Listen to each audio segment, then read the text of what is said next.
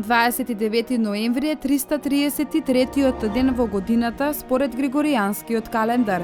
До крајот на годината остануваат уште 32 дена. –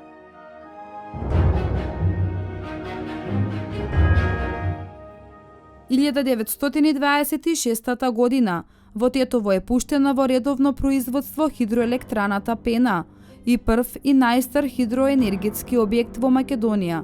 До тогаш сите биле на јаглен.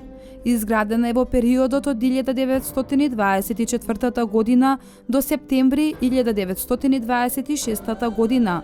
Инвеститор беше Тетовското индустриско акционерско друштво, формирано на иницијатива на Михајловиќ, руски емигрант кој живеел во Тетово. –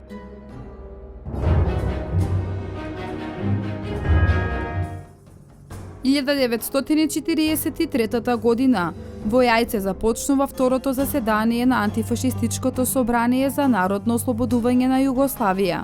Истиот ден на заседанието Јосип Броз Тито е прогласен за маршал на Југославија. –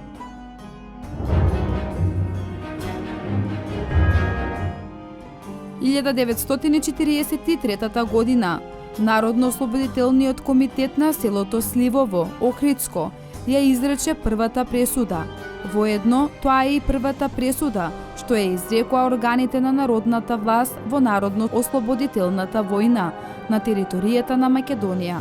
Сослушувањето и пресудата ја изрече Танаско Трајковски, а се однесуваше за разрешување на имотните односи меѓу тројца селани. Странките се согласија со донесената одлука. –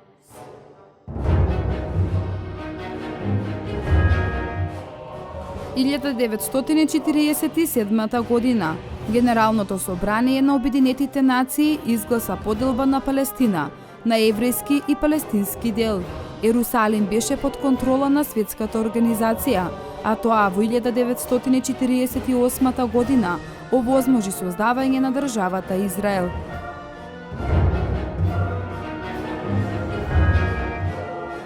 1949 година во Скопје, на платото пред некогашната женска гимназија, е откриен споменикот на паднатите борци во Народно-ослободителната војна на Македонија. Изработен е во бронза, а е дело на хрватскиот скулптор Иван Мирковиќ. –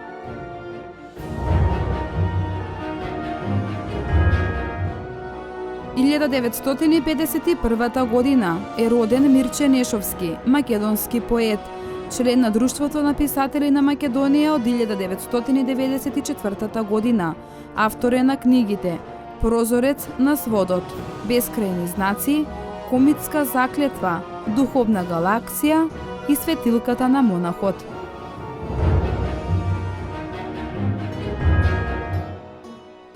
1973 година во Маврови Анови е формирано Сдруженијето на радиостаницата во Република Македонија.